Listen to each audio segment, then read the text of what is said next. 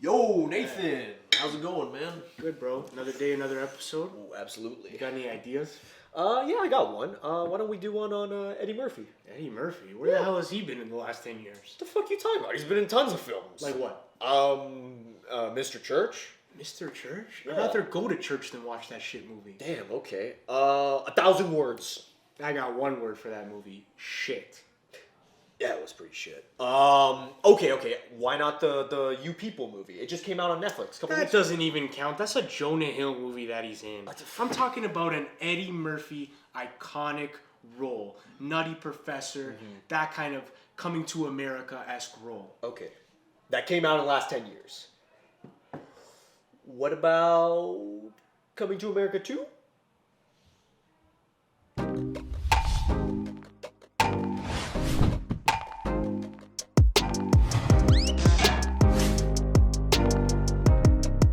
Welcome back to the Real Talk Podcast, episode 73.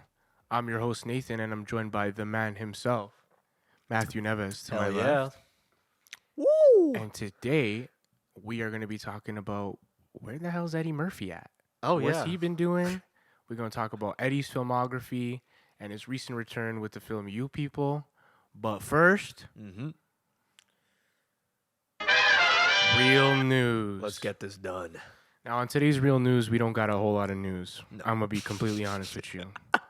We got something better. Oh, shit. We are going to be doing a live reaction to the Fast X trailer. I haven't seen this trailer yet. I've been itching and scratching like a fiend to watch this trailer. I've not seen this trailer either, so this is our honest reactions to this. And let's get right into it. You ready, Nev? Yep, I'm ready. All right. Oh, the house, the iconic I house. know that this road has been very hard. And yet here I you already are, see Coronas. building Oh, of course. this magnificent family. What's going The on Charger. ahead of you? Something little B said it. He said, Dad, you're not afraid of anything, It looks like a movie. but I am. I'm afraid of losing someone I love. Dominic Toretto, Oh, no. you're about to learn all about fear. Fucking awkward. Oh, no. Oh, no. Is that Jason Momoa? Oh, Built no. such a beautiful life, filled with love and family. I never got the chance. You stole that from me. Wait. Yeah, it's a flashback. My future. My family. Oh, no. These are related to the guy. Now, That's I'm fucking gonna stupid. break yours. Piece by piece. He's Oh, no. Oh, no. He's coming for you with everything. What's the plan, Dom? I'm not sure anymore. Not John Cena. I think he was in the last one. Yeah, he was. Okay. One of He's us Dom's might not brother. come back from Ah, Spoiler alert. yeah, they're totally related. this. We have to fight. Who's next? Ludacris is related to Dom somehow? Never accept death when suffering is owed. Oh, my God. What the fuck? It's a setup. He's trying to tear us apart. Winning used to be Is this a about rape? winning. We raced for respect. Today, I raced to stop the bloodbath. Oh, my God. That's the problem with having such a big Two family. shit muscle cars. How do you choose the ones you save? Where's the GDM? Oh, is that? Oh, that's a good shot. Yeah. Let's race!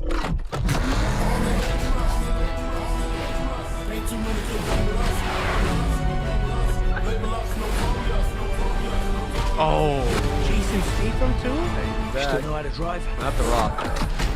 Okay, Han. What do you think? Why is Han driving a shit European car? Game recognizes game. Why is Han shooting machine guns? This is action. I'm coming for you, son. Oh, that's. Oh,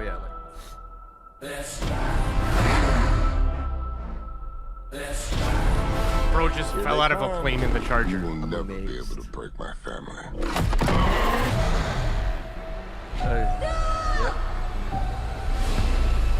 Yep. Oh my god. So. Good morning, sunshine. You gotta be kidding me. That's enough. That's a character in the movie. Okay. So, Nathan, you're more of a Fast and Furious fan than me. What did you think of it? Any excitement I had for that film is completely gone.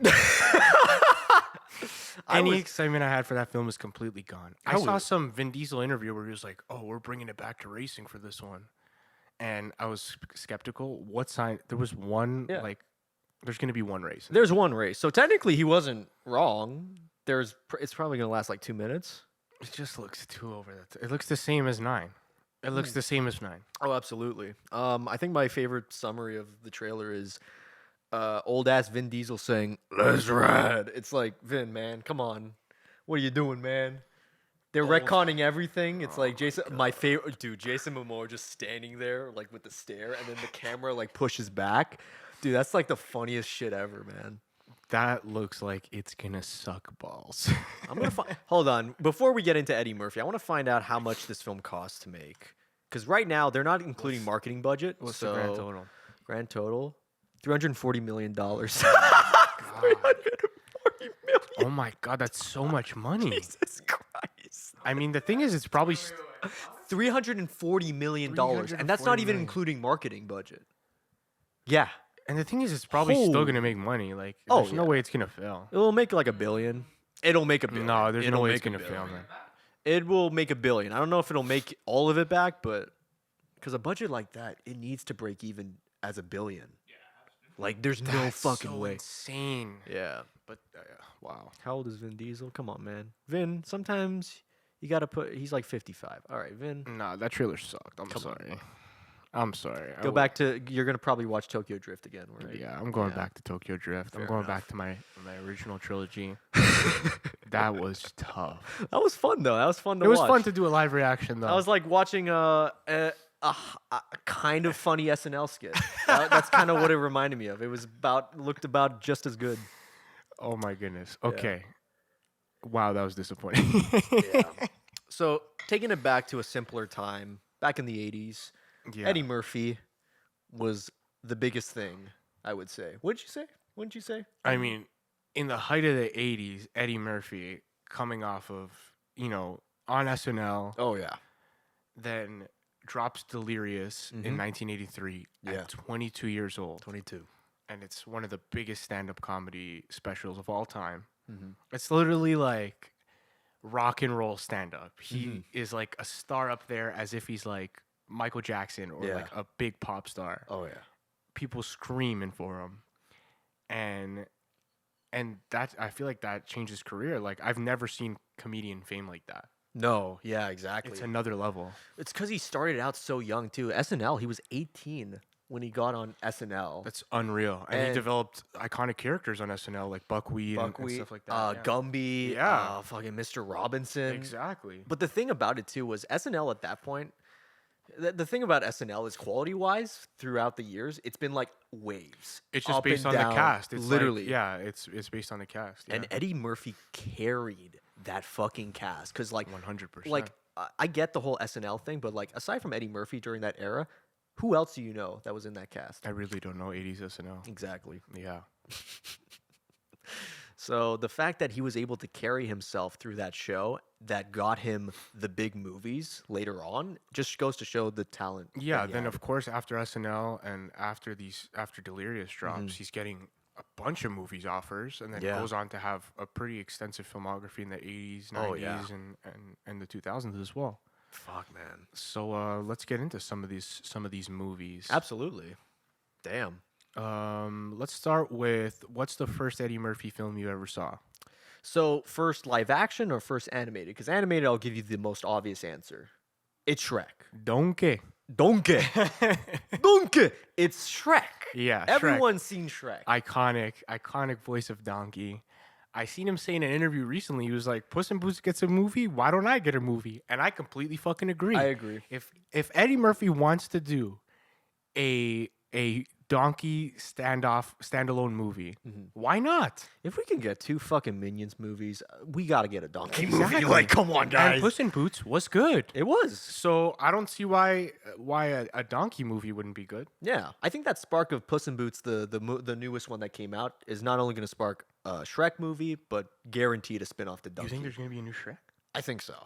They kind of hinted at it at the end of Puss in Boots, where they went to Never Neverland or whatever. Right. Yeah, That's yeah. like the ending, right? Yeah, they're gonna He meet ends up with there. Shrek again, so it's like, yeah, I'm kind of connecting the dots there. But yeah, definitely want to see a donkey movie. So okay, live action. Let's say live action. Live action, I would probably say either Doctor Dolittle or Daddy Daycare, one of those films. Daddy Daycare was my first. Ooh. I even remember having. I think I might have it somewhere in my house, like the collector's cup from the theater that had Holy Daddy Daycare on shit. it. Yeah, for some reason we had that, Man. and that was just like a childhood classic of mine. I definitely watched that movie a lot of times over. Yeah. We kind of, we grew up in the Eddie Murphy family comedy Yes. era. Yeah. So there's lots of them that I love, and some of them that aren't so good, but I No. love mostly because of nostalgia. Same. I recently watched Daddy Daycare. I remember It doesn't I s- hold up. No, it doesn't at all. It's not good. The one joke that I was like laughing at, I don't know if it's because of nostalgic reasons, but it's like I missed. The little kid was like, I missed. I said, what do you mean you missed? And then he opens the washroom and he just like looks all around and horrifying. I'm like, I remember that joke because it was his performance that made it funny. Yeah, But the rest, it's like, oh wow, what if daddies took care of the kids? yeah. It doesn't. That's literally all it was. It doesn't hold up at all. When I was a kid, I definitely thought it was hilarious. Oh yeah. Doesn't hold up. But I agree with the whole family transition because, like, when was the first time you saw a rated R Eddie Murphy film? I have to go back to like. What are his rated R films? Because, like, well, his recent, like, his earlier work, like Trading Places, 48 Hours, Beverly Hills Cop. Because watching Delirious, because I saw that at a young age, relatively, like maybe 10 or 11 Me years too. old. Me too. We definitely had no business watching Delirious. No, at yeah. that age. Well, I found it on YouTube, so I was like, Yeah. all right, what's the big deal? And then I watched it, I was like, this is the funniest shit ever. But it was so weird because I grew up with like Shrek, Mulan, Daddy Yeah. Daycare. So hearing like Donkey say fuck Yeah. and shit and all that, I was like, what the fuck? Even more wild shit than fuck. He gets, Oh, yeah. He gets into some crazy shit in, He gets in into Delirious. a lot of, yeah. But I think I had the same experience as you, where I was like, "Oh, Eddie Murphy, he's like the funny guy in these movies that I Yeah. watch." And then I watched the stand-up set, and I'm like, "Oh, he's young here," and then he's saying some wild shit, but it's hilarious. Yeah. And absolutely. and ever since then, I've been a huge fan of Eddie. I mean, obviously, seen Delirious multiple times over. Yeah. Seen Raw multiple times Yeah. over. The 2 legendary stand-up sets that I think are, have been built up to such legendary status that I think even him, as a comedian, is kind of scared to go back and do it. Like, it's just unheard of, like, having these 2 biggest sets of all time and then stopping Yeah. and then never doing it again. It's like almost adds to the myth and the legend of them. Right. So I don't think he could ever top that, and I'm not sure if I want to see him try and do a special again. That's the thing. Like, I remember, I think it was like since 2016, he's been like, yeah, I'm going back to stand up. I've been seeing him say that for a long time, and I yeah. think he even realizes this, like, I can't top the legendary No. status of these things. Well, also, it's like the concept of stand up back in the day was kind of like you're an unknown comedian saying these things that nobody else was thinking of. And it's like, Yeah. oh shit, I like that. Hey, that was funny. But Eddie Murphy is like on the same caliber as like Seinfeld in terms of popularity. 100%. It's like when I see Seinfeld doing a stand up special now, it's like, dude, like, we know who you are. Yeah. People are going to laugh just because you're there. Yeah, people are going to go because you're Jerry Seinfeld, and Yeah. people are going to laugh because you're, yeah. So it's going to be the same with Murphy. So it's like he's probably thinking about that. It's like, should I even bother? Or like, because whenever he does like award ceremonies, like, oh, thanks for the award and stuff, he says a couple jokes and they're fucking hilarious. He hits every time. Yeah. I don't know. I mean, I'd love to see a stand up special from him, but I wouldn't be surprised if he just doesn't do one. Yeah, maybe I shouldn't say I don't want to see it. I do want to see it. Yeah. I just don't want it to be like it flops or like Yeah. take away from the mystique and the legend of those first two specials, right? Absolutely. I mean, he's a different person too since the 80s, so it's like his humor is going to be somewhat different for the times, you know. Most definitely. Because yeah. as we said briefly, like both Raw and Delirious, as hilarious as they are, they do have outdated moments that clearly show that they were made in the 80s. Most definitely, yeah. The reason we're talking about Eddie Murphy is because he came back. He's back on the big screen. Yep. In Netflix's You People that came out recently. We both saw You People. Yes. Written by Jonah Hill, produced by Jonah Hill. I think it was co-written by Jonah Hill. He produced it as well, and it was directed by. I want to make sure I get his name right because he worked on the show Blackish, which I thought was a pretty good show. For the Oh most yeah, I've seen a couple of episodes. Of Black. Who was it? Kenya Barris. Mm-hmm. So he's worked on the show Blackish, and Jonah Hill and him co-wrote the film. So it's kind of like this romance where it's like a white guy dating a black girl, and it's like, you know. Yeah, it's just like the racial things Yeah. that go with like the funny racial things that come along with that. Like Right, the exactly. culture shift and adjustment, right? Yeah. With the families coming together. And that's kind of the whole plot of the film. Yeah, But what did you think about it? it was okay. Yeah. Like I honestly Yeah. the only reason I watched it was I was like, oh my god, Jonah Hill and Eddie Murphy. Like I love those two guys. Yeah, me So too. already I'm gonna watch it. But if they were not in this film, it's like the most basic Oh, it would be rom-com you horrible. could think of. Yeah. My thoughts are I liked some of like the I'm a big fan of like hip hop and hip hop culture, so like I like some of the like the hip hop culture jokes yeah. and like the way like some of the some of the subject matter they talk about and the jokes they make. Right. But and also another takeaway is that Eddie Murphy, first of all, hasn't missed a beat. He was Nope. very funny Yep. in this movie. Also looks like he did in 2003. Yeah. He looks the same. He's He has not aged one day since 2003. So, I mean, Eddie, I feel like Eddie can just have another run of family comedies if he wants to, or of comedy films if he wants to do it. And if this is, I hope this is the first of many films we see of his because Right. he did not miss a beat in this film. I think he was gave the best performance. And just made me want to see more Eddie in comedies for sure. Same. Yeah, that's the thing too. It's like even if the jokes don't land and stuff, his delivery fucking nails it, man. It's Like, hilarious.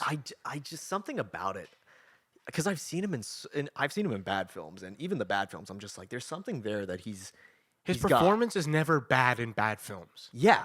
No, That's the thing exactly. about Eddie Murphy. You can count on him even if it's a bad comedy. Oh, You absolutely. can count on him to be extremely funny. And there's lots of cases of that in the early 2000s. Yeah. He has lots of misses. Let's get into some of those. Oh shit. Let's go. Which one did you see that you were like, fuck, this ain't good? Here's one that's not good, but I love. Okay. Norbit. Have you seen Really? Norbit? Dude, I haven't seen Norbit in years, man. You want to know why? It's one of those things where you're afraid to go back to it because it's like Norbit is the same as The Love Guru, where it's like I saw that at a young age and I was dying Yeah. of laughter. But then I looked at the reviews and I'm like, I'm scared to go back to it. Yeah, Norbit. The reviews were not kind to Norbit, No. giving it a 9% on Rotten Holy Tomatoes fuck. and a 4 out of 10 on IMDb. Jesus Christ. But I think it's funny, and I actually did watch it like 1 or 2 years ago, Okay. and still laughed my ass Still, off. okay. Like I said, it's one of those cases. Not a great film, but Eddie plays most of the characters, Yeah. and he's hilarious. Mm-hmm. So he makes like nobody else could make this movie like Yeah. funny and watchable like Eddie does. And for his performance alone, it's worth going back to for a Okay. good laugh, 100%. I definitely want to because it reminded me of like even the Adam Sandler comedies. Like some of them Yeah. I should go back to see like Grown Ups and stuff. Yeah. Like maybe there's something there that I'm too afraid because I don't want it to be god awful. But what's another bad film I remember watching? Like 1,000 Words. 1,000 Words. That one was dog shit. I remember seeing that one in theater. Eddie Murphy, a comedian who's known for talking and making jokes, is playing a role where he can't talk. Every time he talks, there's leaves falling off a tree, and if all the leaves fall off, he dies. Yeah. That's the plot of this film. It sucks. It's such a weird fucking message too, because it's trying to be like sentimental too. It's like you gotta respect, you gotta take your life and everything, but it also contrasts it with like the worst fucking jokes you could think of. It sucks. It sucks. It's just not.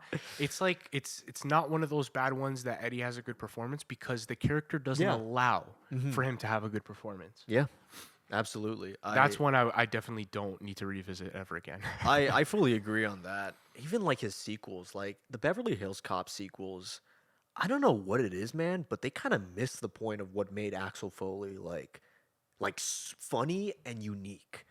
Like part 2 just felt like whatever. It was directed by Tony Scott, the guy who did Top Gun and a bunch of those summer blockbusters. It just feels like a summer blockbuster. It's like that's not what Beverly Hills Cop is. It feels like they just kind of were cashing in on the success of the first film, right? Exactly. And kind of just making another one to make more money. Yeah, and I wasn't a fan of those. Yeah, the first one definitely captures the Axel Foley character in such a great way. It's so funny how he just like at the drop of a dime becomes somebody else to Yeah. like finesse everybody in that movie so comedically and so well. It's such a great film. Wonderful. It's an absolute classic, hard-hitting score, so 80s. Yes, the man. Ferrari, everything about it I love. I yeah. did a rewatch of that this week. Good stuff. I was rewatching because around the 90s, Eddie Murphy had a lot of duds, but the one that I would say really put him back on the map was Nutty Professor. Man, Nutty Professor hits. Nutty Professor. Because I saw both that and the original, the Jerry Lewis one. And the Jerry Lewis one came out in the 60s. Oh, I have not seen that. It's not that good. A lot of people are like, no, it's hilarious. It's like, no, because the thing I liked about the remake to Nutty Professor was it took on the contrast of him and Buddy, which is like, Buddy's like, oh, he's like the sexy, skinny guy and stuff like that. And, Yeah. Professor Clump's like the fat guy that like very nervous and socially awkward. I think that's way better, especially in today's age where it's kind of like the message of like loving yourself and accepting who you are and stuff. Yeah. Dude, that's fucking powerful. Because remember the scene with him, was it Chappelle? Dave Chappelle's in it? Yes. And he's roasting Eddie Murphy. And the jokes are fucking hilarious. Don't get it's me wrong. amazing. But the way they turn the dial to be like, this is funny, but now look at how he's reacting to it. Yeah. And it's like, It's the perfect combination of like it's not just one of those Eddie Murphy movies that's funny because he's in it and he's funny. It's just also well written Yeah. and has this message while also being one of his funniest performances. absolutely. Fucking hilarious. Nutty Professor is an absolute classic. Yeah. But Nutty Professor 2, like I did not see this. I saw honestly barely knew this existed.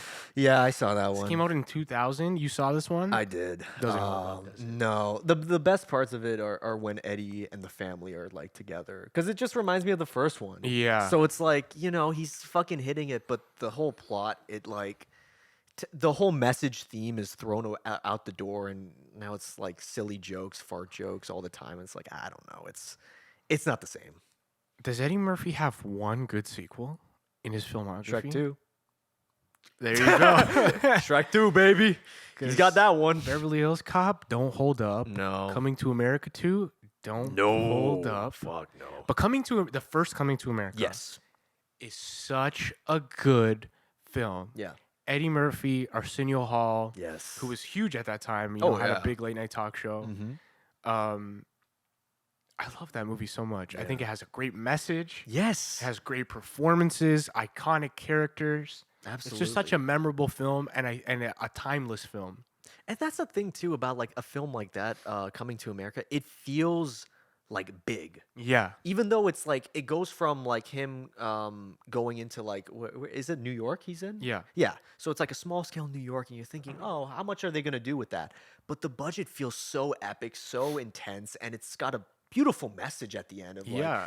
trying to be yourself without all the riches and the money and stuff. It's so memorable. Yeah. His parents, like every Oh character. my God. is so played by James Earl Jones. I mean, My son works. He's like shocked that he's like looking at the picture. the concept is so funny. And it's like sometimes they're not even telling jokes, but the situation is just so funny. Yeah. Like I love all the McDowell scenes. It's everything about it is so funny. And the sequel kind of missed everything that the first one was about. Yeah, definitely. The sequel felt like they wanted to throw in as many cameos as they could. They're like, okay, we're making a Coming to America sequel. Let's get like 60 cameos in this hour and a half long film. And it's like, there is no special story anymore. Yeah. So I agree. So we're short on time, so let's get into some other Eddie Murphy hard hitters. Absolutely. Of course, Dr. Dolittle Yeah. holds up not as much as Nutty Professor No, in my opinion. Holds up large, and Haunted Mansion holds up large. I I gotta- watch it yeah. almost every Halloween. I put my girlfriend on it. She likes it a lot. I love Haunted Mansion. It's just it's one of those that I have a lot of nostalgia for. I watched as a kid often. So it's just one that I always go back to. Still holds up. You know what recent film I saw was Bowfinger? I this- haven't seen both. Steve Martin plays like this like crummy producer, and he's just like, I got to make a film. So he tries to cast like the biggest action star at the time, which is played by Murphy, but he's unable to get him. So he's like, okay, what if I like direct around him? So like he just walks in the street, and then we get one of the actors to act with him, even though he doesn't know what's going on. Right. And then during the middle of the film, he finds a doppelganger. Someone that looks like Eddie Murphy, but he's like the nerdy Oh, but he's the version. nerd guy, right? Yes, I've yes. seen like memes of like this character, but I've never seen the film. I gotta check that one out. That one's worth checking out. Yeah, I think that's one of his underrated performances. I'm gonna check that one out. But yeah, a lot of great movies, but a lot of shit ones. It's Yeah, I gotta see. Like, I haven't seen 48 Hours, and I haven't seen Trading Places, which I know is Yeah. like some of his most critically acclaimed stuff. yeah, those are good. Let's get into some quick lists. Absolutely. What's his best acting performance?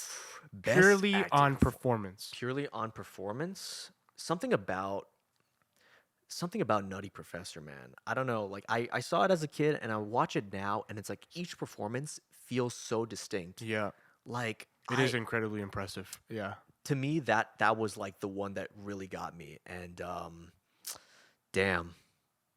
Yeah, even like what was it in the movie? He plays like the gym guy. What's his name? What's his fucking name? Remember, he's like, "Yo, you can do it. You can do it." Yes. I didn't know yes, that I was don't remember Murphy until recently. Yeah, it's crazy how he plays so many characters in that movie. Yeah. It probably is his most impressive performance, just because of the sheer amount of characters he plays. Yeah. And plays them all convincingly and memorably. Yeah, absolutely. Next, let's do most anticipated Eddie Murphy movie. Beverly Hills Cop 4 seems to be Probably. moving. Yeah. Seems it has like a long history of Netflix was supposed to do it, Yeah. and then they kept rewriting and all that stuff, and it was supposed to come out in 2016, but it looks like the ball's rolling now, and Axel Foley might be coming back. Are you excited about that? I am. I hope it's better than the sequels. I think they should learn from 2 and 3 and being like, all right, don't make it serious. Don't make it a cop drama. Don't make it a bombastic Michael Bay shitfest. It's Beverly Hills Cop, Eddie Murphy, comedy. Let Eddie be silly and let him play his Exactly. like his finesse character. Yep. That's what I all you want to need. see. And let's get into Eddie Murphy's top 3. Dude, you're gonna make me do top 3? It's hard to do an Eddie Murphy top 3. Okay, no, fuck it. I can do that. I think Donkey, as in the Shrek movies, fucking stands out. I would say Axel Foley in Beverly Hills Cop. And you know what? I really have a soft spot for Nutty Professor as Sherman Klump. Something about it like gives off that positive, like, man, like he's so confident in himself by the end of the film that it just makes you happy. So Man, it's hard not for me not to copy your list, but I love Coming to America so much That's a that good I one. need to put that on the list. Yeah. So I think as much as I love Beverly Hills Cop, I think I like his comedy. Like, I think I like Coming to America more. So I think I'm going to say Coming to America. I'm going to say Nutty Professor. And I have to say Shrek. Oh yeah. Have to say Shrek. That's my Eddie Murphy top 3. Totally fair. Totally fair. I wish I could talk about Eddie Murphy for another 50 hours, but And you know, hopefully we could circle back when Beverly Hills Cop 4 does come out. Oh, absolutely. We could do a nice long review. Hopefully that lives up to the hype and they go the Bad Boys route with a good yeah. sequel. Mm-hmm. But with that, we will conclude here. Thanks for Oh, watching yeah. this episode of the Real Talk Podcast. Don't forget to leave a like, comment, and subscribe, and we'll catch you in the next one. Peace out, y'all. I want half Eddie.